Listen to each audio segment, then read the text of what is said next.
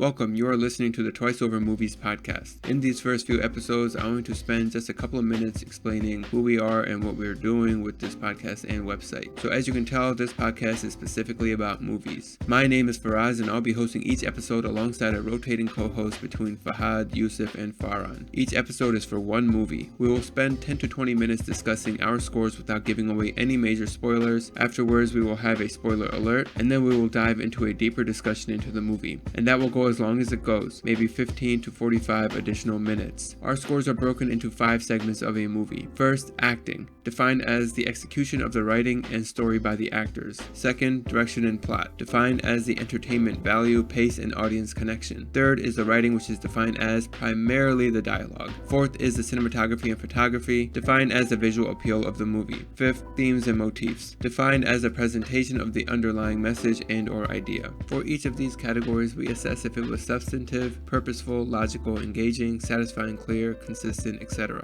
This is where the website comes into play. Depending on how you order the importance of the categories mentioned, you will get a composite score indicating the strength of the movie on your standards. Currently, you will see a score based only on how the host rated the movie, but we have every intention to include you into the process to add a community score alongside the host score. We hope you enjoyed the podcast, continue listening, and support us. Now on to the episode.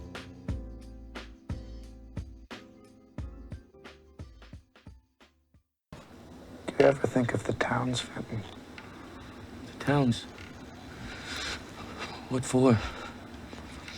They're wicked places where wicked people live. That's all.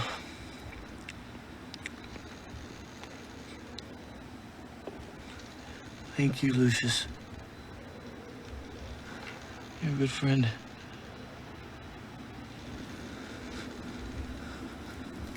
I do hope no one saw you.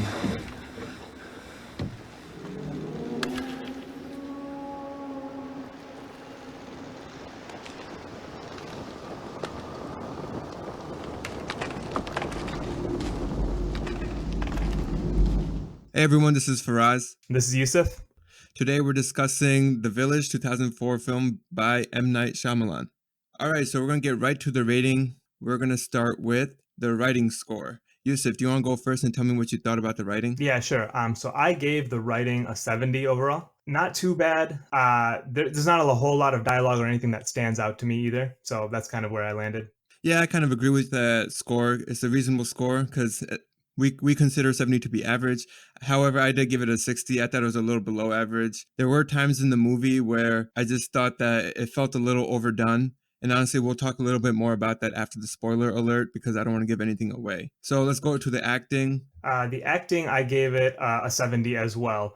There was some good actors. There was some actors where I thought they were kind of overplaying it a little bit. But overall, I thought it was about average. Okay, yeah, I gave it a 75, just barely above average. There was one actor in particular, Adrian Brody. Yeah. I thought his role was incredible. He alone pushed that acting threshold a little higher. I agree. Everyone else was whatever, or if anything, felt a little out of place. Yeah, Adrian Brody he's pretty good at this acting thing. I thought he carried a lot of the load. We can get into why and exactly what he did. But yeah, I thought he was definitely the bright spot. Yeah, most definitely. All right, what did you think about the cinematography? Cinematography, I gave it an 80. There's not a whole lot going on necessarily. We do kind of have kind of a drab natural palette, in a an old timey village. But I thought there were some things that they used really well in terms of the scenes and how they set them up. I'm pretty close with you there. I give it a 75, just under 80, but my biggest problem was for a thriller / horror. I guess I wouldn't call this a horror movie, even though M. Night Shyamalan directed it. It's more of a thriller. But with the cinematography, there was too much sunlight. It was too bright. All that kind of stuff didn't feel right with the theme of the movie, which is supposed to be there's these monsters in the woods that we need to avoid. But you would notice that most of the scenes, I feel like almost all the scenes in the woods were during the daytime. Okay, you know what? I hadn't really thought about that when I was giving my score, but I definitely can agree with that. That's something that I did notice. We can get into more of why that bothered me, but yeah, there was definitely, they could have done with some darker scenes kind of in the woods. Like something more ominous and frankly just a little more scary. Yeah, like you said, it's not quite a horror movie, and we definitely need to get into that later. But it's a thriller, and there are monsters out and about, so there should have been a little bit more of an eerie tone going on. All right, next one, the direction and the plot. What'd you give that? Direction and the plot, I gave an 85. So that was my highest score for this movie. I thought the story was pretty well written. It's you get kind of a weird, complex concept that's happening in this village, but what we're seeing most of the movie is kind of the ramifications of that weird, complex construct playing out through basic interactions, human emotion, and I really like that. I really liked how they led us to where we ended up in the end. I'm pretty close with you there too. I give it an 80. I also thought the story was pretty well done. The overall story is engaging, and well, let's leave it at that. It's engaging. Yeah. All right, next one. Let's go with themes and motifs. What'd you give that? All right, so for motifs and themes, I gave it a 90. So I just lied. That was not my highest score. This is my highest score. I gave it a 90. I thought they did a lot of cool things with thematic elements, how they foreshadowed things with, we'll get into it, but the use of color, particularly throughout the movie. So I really liked how they went about it from that standpoint. That was kind of going on in the background of the plot. So there's a lot to talk about there. For me, this was also my highest score, tied with the direction and plot. I gave it an 80. I thought it was well done. It is a big part of what the movie is, and it gives the movie a lot of meaning. So we'll of course discuss that further after the spoiler alert, which is now. This is the spoiler alert. If you have not seen this and you do plan on watching it and don't want to get it spoiled, we would advise that you stop listening now. But if you don't care or you have already seen it, continue listening as we discuss the movie. What do you want to start with, or should I start? Go ahead. You start. So I guess overall, tell me how you felt about the movie. What did you think of it, just from an overall standpoint? Okay, so I'm generally not a fan of horror. The genre is, I find it to be cheesy or not well done and not scary. So I came in with that bias. But like I said earlier, this is not really a horror movie. It's more of a thriller. But those biases were only like confirmed while watching the movie. There was a lot of acting outside of Adrian Brody that I did not like. That didn't work for me. The writing also didn't work for me. Now here I'll talk about the writing where I wanted to give it a lower score than I actually did. I mean, I gave it a 60, right, which is below average. But when it first started, I was like, man, this is just bad. I want to give it like an under 50. But when when the reveals happen and the twists come and you find out that this is like actually a village that's, in modern times, but secluded from society. And it's almost like a deliberate attempt to live in this old timey, old fashioned, like old town village in rural England or something. Then the writing kind of made more sense. It's almost like they're separating it even further from the towns, which are living in today's modern times. That's why I did push the score back up to 60. But it just didn't work with me. If you combine it with the acting, it just felt overdone. It didn't feel natural. Again, maybe that was the point, because this whole village is not natural. It's basically a whole construct that's been created by these elders. That's why it felt so forced, because it is forced. It works with the story, which is tied with the themes and motifs for the high score that I gave it. But that was my general feeling, and writing is a really big part of what I enjoy in a movie. So if I'm not enjoying it for like 70-80% of the movie, it's just like I'm not really enjoying the movie too much. Okay, I think I can agree with you there for the most part. I gave it a 70. Like I said, there's not a whole lot of dialogue that stands out, and there are parts that seem a little bit forced. Like you said, you can kind of explain that in retrospect as like, well, they're actually from modern day and they're trying to be old timey. They're trying to portray this life as old timey. So probably the way they speak and everything is a little bit, artificial. But like you said, that you can't really, go back and justify the whole movie like that. If you didn't enjoy it, if it felt forced for 70% of the movie, then as a movie goer, 70% of the time you were not enjoying the writing. So I definitely can see it from that standpoint. There were some scenes that I did enjoy. Particularly, I think there's a scene where Mr. Walker is trying to decide what to do about Lucius, if he should send somebody to the towns, what he should do. And he's speaking with one of the other elders.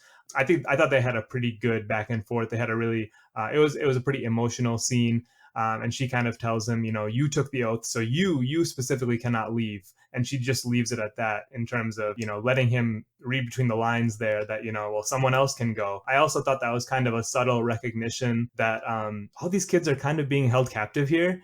Um, this is some kind of cult. I don't know. I mean, it's a kind of a glorified cult, but there's some weird thing going on here where, I mean, there's some rights issues here probably, right? I mean, I don't know exactly what those issues would be, but there's something going on here that seems a little bit weird. Again, this movie was it was aired in 2004, so that was a while ago in terms of that kind of stuff. But yeah, I do think there's some kind of issues playing out there. But anyway, I thought there was some good moments like that. But generally, yeah, there are a lot of parts that maybe are a little bit overacting, or just the dialogue is a little bit constructed. Yeah, actually, what you mentioned about these kids are being held captive, this leads me to a question I had. Who are the antagonists in this movie? Is it these elders? Ah, man, that's a good one. We go through kind of a few antagonists, right? Because there's a point where it's the village versus these monsters, and then you kind of come to this realization that, actually there are no monsters. There's just kind of this charade being played up. I guess that is fair to look at the elders as the antagonists. I probably would say, yeah, I don't know. I'd say no, actually. I think I'd say they aren't, because If they aren't, then who would you say are? I think kind of maybe there isn't like maybe there isn't a physical character or characters that are the antagonists. I think what we're seeing playing out mostly is kind of an innocence versus evil thing, right? Basically, everyone in this village is trying to preserve innocence and keep the evils of larger society away from them. And they think they found a way to do that. And as we see kind of throughout the movie, maybe they hadn't figured it out quite as well as they thought, right? Because we see evil creeping into their society in different ways. We see jealousy, we see violence, and basically a full out murder Yeah, attempt. I mean the movie starts with the funeral of that boy. So it's almost like the hurt and despair that they were trying to escape from the towns, like it's still there, right? It starts with that funeral of I forget how old the boy was. It had the years on the gravestone. The whole avoiding something happened, that they lost someone very close to them, and it was because of the way society is run in the towns. But even here in the village, that same like hardship and suffering still exists. Yeah, that's right. And we hear, you mentioned the funeral of the boy at the beginning. We hear his father, August Nicholson, acknowledge this towards the end, when kind of all the elders are reprimanding Mr. Walker for allowing Ivy to go through the village to the towns. And he kind of says, he mentions the reason that he's there, which is his brother was slain in the towns. And then he mentions that we came here and the rest of my family died here. So sorrow is just part of life. We know that now. So he kind of says it as it's something they may have not realized when they started this whole thing, which was that this kind of stuff is irremovable from human existence. So he kind of comes to that realization at that point. So yeah, I mean, I guess there's kind of a realization throughout the movie that evil may not necessarily be from society at large. It may just it may come from the just being human. It comes part and parcel to human existence. So I think we see that in a few other ways as well throughout the movie. Yep, I agree with you exactly. But I do disagree where I think if we were to say there's an antagonist, yeah, it's the monsters in the beginning. It's just that we don't know who the monsters are, but clearly we're informed later on that those monsters were a farce created by the elders. Therefore, in my opinion, the elders are the antagonists, and they're basically helicopter Yeah. parenting because they're too worried to have their children have to face the same hardships and sorrows that they faced themselves in the towns, not knowing that they're giving up basic livelihood necessities like medicine, transportation, things like that, freedom to move, all that stuff, just to be safe or presumably safe in this isolated village. Okay, so let me ask you a follow-up question then. What did you think of the ending overall? I liked it. So how many twists did we have in this movie in like classic M. Night Shyamalan like style? We had like three twists. One twist was finding out that the monsters were a farce made by the elders. The second, oh, first twist was Adrian Brody's character Noah stabbing Lucius. That was probably the first one, right? Yeah, I mean, I didn't classify that as a twist necessarily in my head, but yeah, that's a big moment that kind of sets the rest of the dominoes falling. So, um, Yeah, I guess it's not really a twist. It's just yeah, it starts the domino effect exactly of the rest. So the first that would happen, and then you find out that it's a farce. And then the last one is when he Ivy's dad, when he tells Ivy that, we did read about monsters in the books. He's kind of hinting at like that might be real, but we just went with it and made it real. So when Ivy is in right, the woods and she does come across this monster, we're in this mindset like, oh, maybe this is one of the real ones that, that her dad mentioned. But then we find out that that was Noah, Adrian Brody's character, and he gets killed by her. And then in the final twist, well, I guess the final twist, it's not really a twist. It's just Ivy knowing the secret, but like actually holding it and not telling anyone. So she's in the same boat as the elders, then I guess. right. But I do think that is a twist, right? That we find out that we're actually in modern day, right? So I think as you're watching the movie, you realize, okay, the monsters aren't real. So the whole aversion to leaving the village and not interacting with the towns, that was all constructed. But then it's not until the very end when she ends up, or that's not the very end, but when she ends up across the Covington Woods, that's when we really realize that, okay, actually they're in modern day. So the entire idea of them being in this old timey village, that's all Yeah, fake yeah, for too. sure. That's the So final I think that twist. is kind of a Yeah. separate, yeah. So I think that's a separate realization. That's probably the biggest twist, I suppose. But yeah, I mean, I think that's how many is that? I think you could say that's four twists, right? Because one, you find out that the monsters aren't real. Then Ivy goes into the forest, and you find out, wait, actually the monsters are real. And then the third twist is that no, that was Noah, so the monsters aren't real, and also Noah's dead now as a result of all of that. And then the fourth twist being, we're in modern day. So there is a lot going on there to kind of unpack as you're watching maybe the last 30 minutes of the movie. So it's a yeah, very very classic M. Night Shyamalan, back and forth with the twists Yeah, there. so I would say I did enjoy the ending with all that because it does like, it takes you for a ride. And that's why we both like the story. That's why we both like the direction of Yeah. it. So yeah, I would say I like the ending. What about you? I definitely like the ending for the same reasons, but the reason I wanted to ask that was if the parents, if the elders are the antagonists of this movie, like where does that leave us feeling at the end of the movie? Because what happens at the end of the movie is that Ivy is basically convinced that there are real monsters because of what happened with Ah, Noah in yeah. the forest. So now that kind of leaves us at a point where, and you even hear Mr. Walker say, like, Noah has made our monsters, he's made our stories Yep. real. We can continue our life here. And now, everyone, including Ivy, is convinced. So that's kind of a kind of a gross ending when you think about it. If the parents, if the elders are the antagonists here, don't you Yeah, think? I mean, if anything, that ending only solidifies further that these elders are the antagonists. They are the monsters. They are the ones that are keeping these children, this village from freedom pretty much by being overbearing and overprotective. Yeah, I guess that's true. I mean, yeah, in a very literal sense, they are the monsters. I like that. They're the ones wearing the cloaks. They're the ones doing everything. But really, yeah, their real horror is the fact that they've constructed the society and basically just held all these children captive here. So yeah, I guess that's one way to look at it. That's yeah, that feels really bad. But I mean, that is what we watched. That's exactly what's happening. So did you see the end coming at all, though? Did you see any of those twists coming as they were happening? There is a decent amount of foreshadowing, but I don't think I saw any of the four twists coming as I was watching the movie the first time. I only thought the first twist where that these monsters weren't real. I thought I had an inkling that they weren't real because one of how they were dressed. They had the same like cloak on other than instead of yellow it was red. And the monsters just looked like not natural, you know? Like it looked like it was someone like wearing something.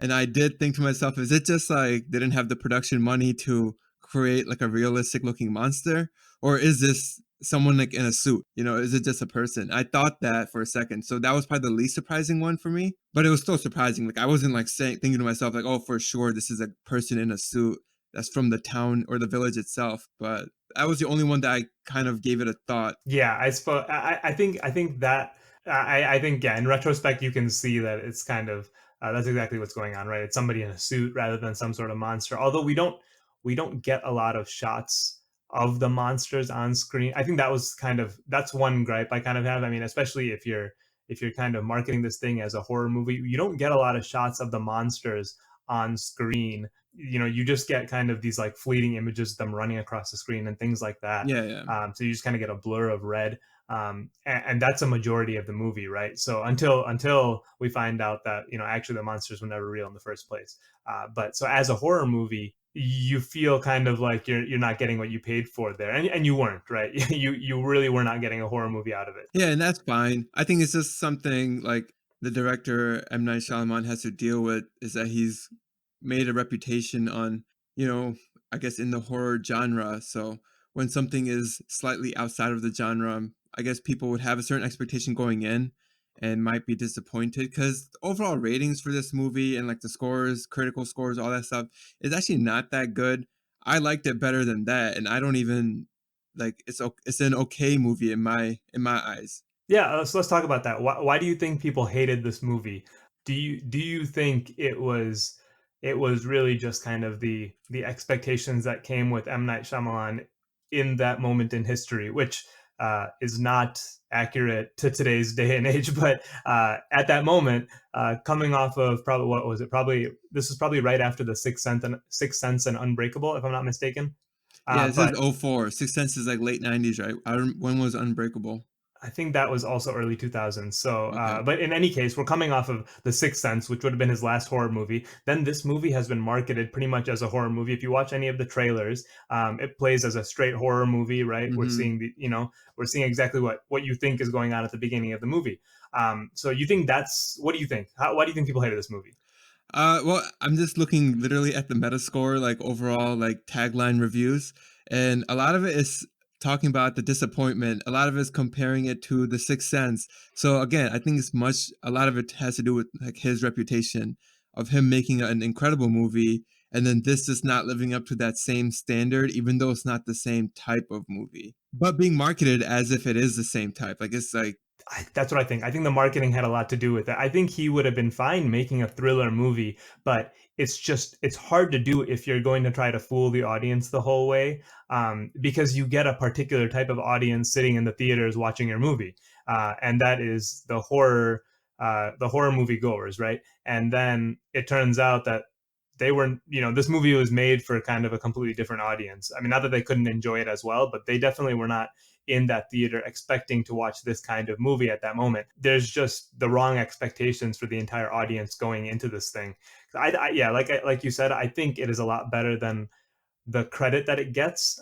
It obviously has its own issues, but there is kind of a pretty strong hatred for this movie, I think, overall. And I don't think it deserves that. It's just that people wanted something like The Sixth Sense. And, The Sixth Sense stays true to what mhm. it is, right? You think there's ghosts, you think there's, these spirits walking around throughout the movie. And then there are, you find that's only confirmed. That only goes a step further with the twist. Whereas the twist kind of walks this movie back in terms of how much of a horror Yeah. movie it is, and it actually changes the genre altogether to an extent. So I think that's what really hurt it. So that's kind of, I don't know. There's nothing you can do about that. That's Hollywood, right? Exactly. It's not something that, the director has much of a say in, I'm sure. And even one thing that would have helped this movie, and I'll be saying this for a lot of movies that aren't rated R, is if this movie was rated R and not PG-13. So if it had a little more gore or violence to it, or if it was darker, a little more just scary looking without even having to be more scary. I think they could have done with a darker tone for sure. I don't know how you could get to an R rating with this movie though. I mean, if we're telling the story that is being told here, I mean, what do you even add to really make this a rated R movie like in terms of gore or violence? I mean, there isn't a lot of that because the monsters aren't real. You know what I Yeah, mean? actually So they only have I'm like not those sure. animals in the beginning, right? They're skinned and like on the ground. That is kind of gory. That's Yeah. pretty much it. Yeah. So like that's kind of all we get. So I think it would have been hard to, I think it's just hard to tell this story, which is a good story, but it's just hard to tell it, in a way that will play off well, in Hollywood basically because of just the how a movie gets to the public. So but on your point about kind of making it darker, more eerie tone, the whole idea of, I think one scene that really bothered me was like when Ivy is in the forest and Noah is in there as well, right? And so he's dressed up as one of the monsters at this point, and she's beginning to believe once again that the monsters are real at this point. That scene is happening in broad daylight, and like I just didn't feel much of anything in that moment. I think at first I felt kind of I was a little bit on edge, but as soon as like the monster comes into the shot, that kind of just dissipated because just the feel Yeah. wasn't right. I mean, like you said, there's bright sunlight shooting through these trees, and I just there's something missing from that standpoint. I agree. Because honestly, the scariest part, or I guess not even scary, but there's only one time, right, at night where the guy who's watching in the watchtower, he rings a bell that, oh, the monsters are coming in. Everyone starts fleeing to their homes and going into the basements. And Ivy's like standing out there with her arm out, waiting for Lucius to come grab her. Like that's the only time there's like some real suspense, like, oh my God, is something gonna happen? And reason you feel that is because it is dark and eerie and you're not sure what you're seeing because things are moving pretty fast and you're not sure where the monsters are coming from because you don't really see them, but it's also dark that you can't just see them. And Ivy being blind also. Actually, this is one thing. Did you know from the very start that Ivy was blind? I feel like I just like randomly figured that out like, 20, 30 minutes into the movie. I was like, "Oh Yeah, wait, what? She's blind?" Like I didn't. it takes a little bit because nobody ever actually Yeah. says it. At least at the outstart, I think Mr. Walker eventually acknowledges it like in words, but that's well after you've already Yeah, figured yeah. it out. So yeah, I think you kind of just have to stumble your way into it. I think she says something to somebody, maybe it's to Lucius about I can see some people, I can see some color, and that's kind of when you realize like, oh, actually, okay, so she doesn't have great vision, and then you're like, wait, she's Yeah. totally blind. So you kind of have to stumble your way into it. So that was, I mean, I think that was fine though. That didn't really affect my viewing experience, I don't think. Okay, so yeah, I want to talk about the acting a bit. So I don't think either of us had like amazing scores for this, but I thought Adrian Brody did an amazing job. I think, well, it's really tough to play a mentally handicapped person because you can easily fall into like doing a lot of overacting there, and B, everyone is kind of judging you in that role pretty hard. I think I thought he did a really good job. He conveyed a lot of emotion without, he didn't overplay his role too much, but you see a lot of emotion coming through in his actions. So I thought he did an amazing job. Everyone else was kind of trailing behind him, and he had to carry a lot of the load in terms of where the plot went as well. Yeah, no doubt. I totally agree. He was for sure the best actor in terms of the role he played in this movie. Everyone else, except for maybe Ivy, everyone else has felt like out of place in their role, especially Lucius. Yeah, Joaquin Phoenix. Okay, so first of all, this cast is a pretty heavy cast, right? Adrian Brody, Joaquin Phoenix. You have Bryce Dallas Howard in here. I mean, you have Sigourney a lot of Weaver. well-known. Yeah, so I mean, I mean, even beyond that, like just there's Judy Greer's in here. What's Mark Zuckerberg's in here? So Mark Zuckerberg's Yeah, living in the village. Jesse I mean, Eisenberg. there's so many well-known. Yeah, Jesse Eisenberg. There we go. Thank you. So there's so many well-known actors and actresses here, but yeah, I still felt that way. I don't know. Yeah, I mean, they felt like, okay, like Joaquin Phoenix for Lucius, he just felt way too old. I don't know. It was like this guy looks like he's in his 40s and he's in love with Ivy seemed okay, like for her role. She seemed like, someone in her maybe low 20s, innocent, all that stuff. But Joaquin Phoenix, he did not play the role right. Sigourney Weaver, she was I don't know she was Lucius's mom, Alice. And she didn't seem to fit that role either. She barely had much of a role in itself in the movie. He was good though. Edward Walker, William Hurt, Ivy's dad. He was good. Yeah. Adrian Brody, yeah, like you said, he carried it.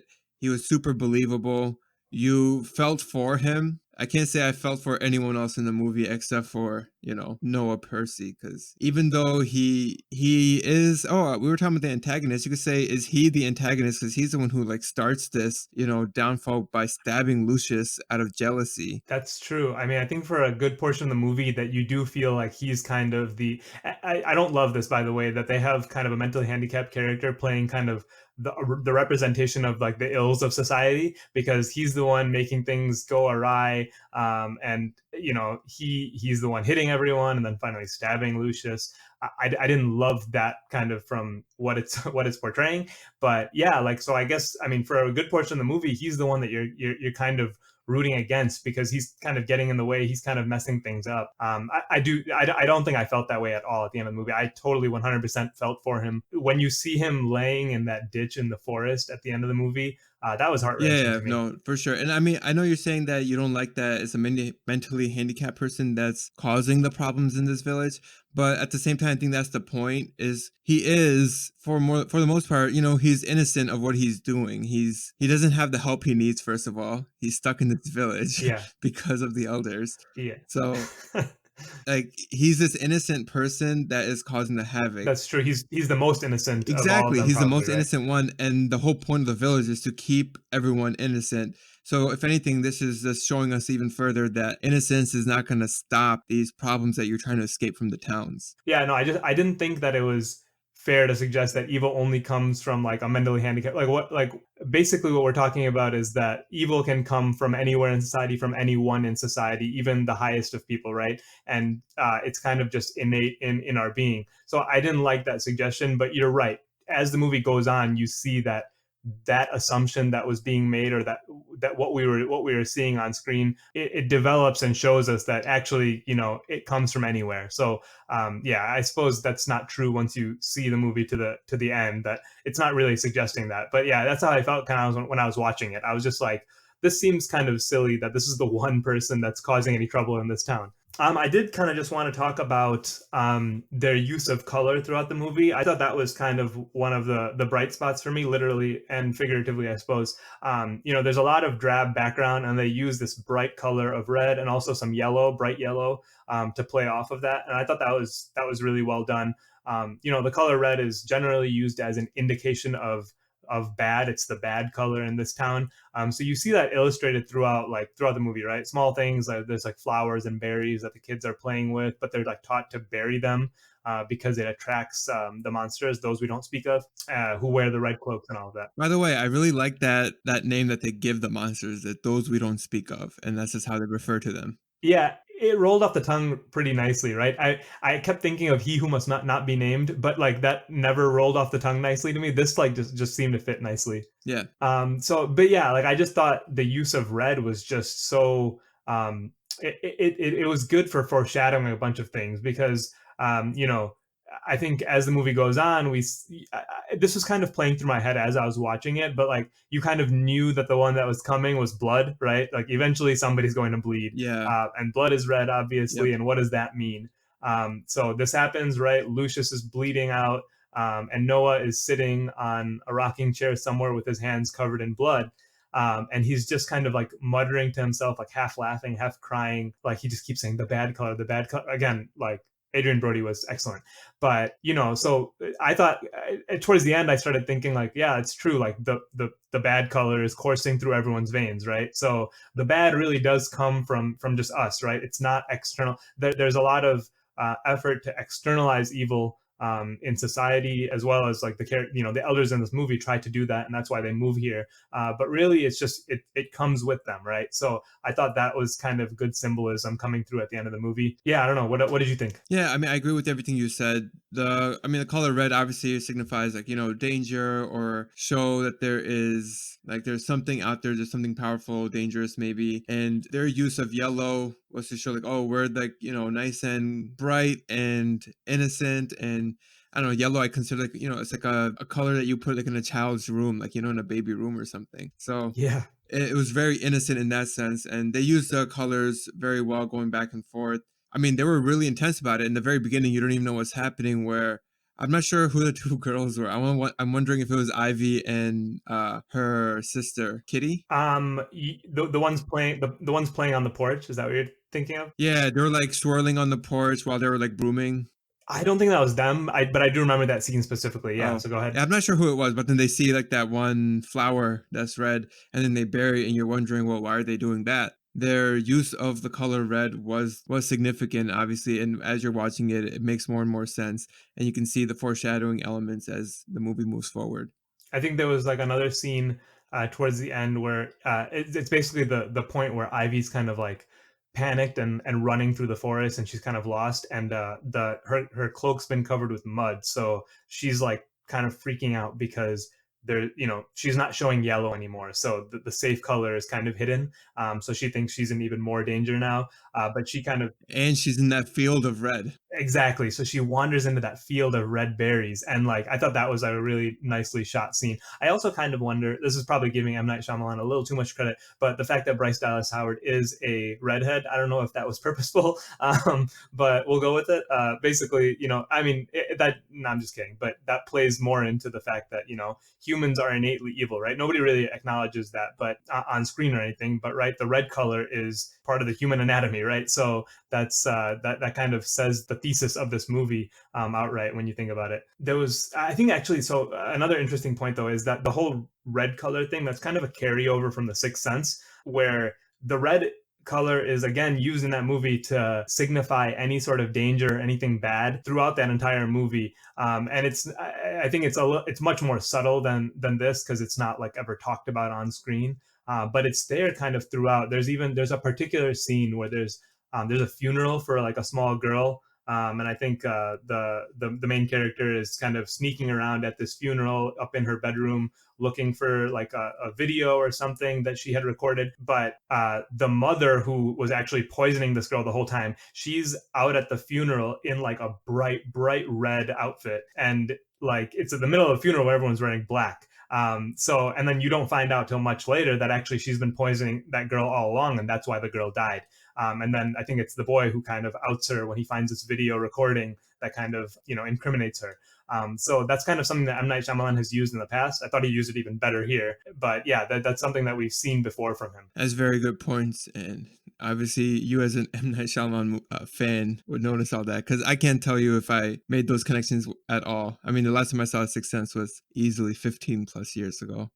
I think The Sixth Sense was the first movie that like scared me out of my pants. Like I didn't sleep for weeks after that. So yeah, that movie always stayed with me. Like we can say that. I don't know if I'd call myself an M. Night Shyamalan fan. I do love some of his movies. I also hate some of his movies. So I think he's always like he's on two ends of the spectrum for me. Well, I was going to ask you, you chose this movie. Yeah. I assume you chose it because of the unwarranted hate that it gets. Yeah, exactly. I agree with you there. I don't think it's a bad movie by any means. Yeah, like I think exactly, like there's just there are some issues with this movie, but overall I thought he tells a really good story, and I think that deserves a lot more credit than it gets. And I think people hate on the story particularly, like we said, because they just had the wrong expectations coming into this movie. Not the wrong expectations, they were led to have expectations that wouldn't fit what they were going to see. So I that's kind of why I picked it. That's what I think that there's a lot of good stuff going on here. One thing we didn't really discuss, actually, there's some like really good comedy in this movie, and it's hard to have comedy where like there's a bunch of like dull characters, and like they're not doing much. They're just kind of like this old timey life. So like it's hard to kind of build in a lot of comedy, but like he has like some really good moments in there. Like there's one very much, I think very towards the beginning, basically, where Judy Greer, Kitty, is like, she's in love with Lucius at this point, and so she like walks in and she like confesses her love to him. There's something funny about Judy Greer, where she does this really good job of like making herself like unsympathetic. Like, she's really done nothing wrong here, but like I still like wasn't really rooting for her when she's like confessing her love to Lucius. Like, Yeah, it's like, what are you doing? Why are you doing yeah, this? like, what are you doing? And she's like, she does that in like a lot of, it made me think of like her role in Arrested Development, is it? Where I can't remember, is that character named Kitty also? She is, yeah. Yeah. So she plays Like the another Kitty. secretary, right? Yeah, and like Yeah. again, in that role, like her character doesn't do anything like super hateable, but like you're always annoyed with her character. So like, and you're always like, what the hell is she doing? So anyway, she's really good at that. But in that scene, she's just like professing her love. She's being very direct, and then like it just cuts to Lucius, who is saying nothing, and then immediately cuts to Judy Greer like bawling her eyes out, and she was like screaming at the top of her lungs, and like it made me crack up. And it's really sad, obviously, but like I don't know, like she made me crack up in that moment. Like that was just, I thought that was like good comedy, like worked into like this very drab background, Yeah, no. I mean, there were moments like that. I guess that's the one that's coming to mind, because I'm not sure what else did you find funny, or what other moments were that funny. There were more, but the other one that I can think of off the top of my head was when they're walking into the forest, into the Covington Woods, and it's the three of them at this point, right? It's Ivy and Finton and Kristoff, who is now married to Judy Greer, to Kitty, right? Yeah. And he's the one that like they make fun of him, like kind of backhanded, like in passing, about how he's like really particular about having his shirt not have wrinkles or something. So like, if he sits down, he like gets really uncomfortable because his shirt's getting wrinkled, or if somebody tries to hug him, like it's like they're constantly making comments about that. But the moment that cracked me up was Ivy turns to him and he's kind of hesitating to walk into the woods, and Ivy turns to him and she's like, "Kristoff, don't worry, we have the magic rocks. We won't, we'll be safe." And he like looks her dead in the eyes. He's like, Yeah. why haven't we heard of these rocks before? Like, and it's so true. Like, he's the one kid who's like thinking like, okay, we've been living here for how long, and nobody's ever mentioned magic rocks to get into the woods safely. Like, who, like, where did these come from? Like, that moment just like cracked me up, because he's like the one character who just like, who won't buy into what the elders are telling him. So I don't know, the way he delivers that line, it cracked me up. That was good. Yeah, I agree. Yeah, but overall, yeah, I think I think our scores kind of represent what we thought of this movie, right? Like, it's very good in certain ways, it's a little bit lacking in other ways, but I think the overall critical response to it was unwarranted a little bit, right? Yeah, and I mean, this is the whole point of like, why we're creating our scoring system the way we are. It's because we're pretty close in each category of what we thought. Like, we're only off like maybe we're off by 10 at most, and that is for themes and motifs. You give it a 90, I give it 80. Yeah. Writing, I gave it 60, you gave it 70. Otherwise, we're within 5. But your overall score gives it an 80 just because of what you prefer and what you like to watch in a movie. I give it a 72. So it's an okay movie in my standards. For you, it's definitely worth the watch. So, I mean, I get where you're coming from too. I totally get your point of view, why you like this movie. Do you have anything else? No, I think that was pretty much it. Yeah, overall, I would say it's worth a watch. But especially if you like acting, if you like a good kind of twisty story, I thought this delivers on that. Yeah, something that you can talk about after for sure, like a movie that you want to discuss with a friend for sure, like on a podcast, possibly. Yeah. Thank you for listening to this production of The Twice Over. If you would like to keep up with us, please subscribe wherever you listen, and check out our website, thetwiceover.com, and follow us at The Twice Over on Instagram, Twitter, and Facebook. If you would like to support us, you can do so on Patreon, or you can just tell a friend about this podcast. And finally, if there are any comments or feedback, please email them to us at comments@thetwiceover.com, or you can just tweet at us. The music you hear is from Amerigo Gazaway. Check him out on Bandcamp and Spotify. We'll be back next week with another episode.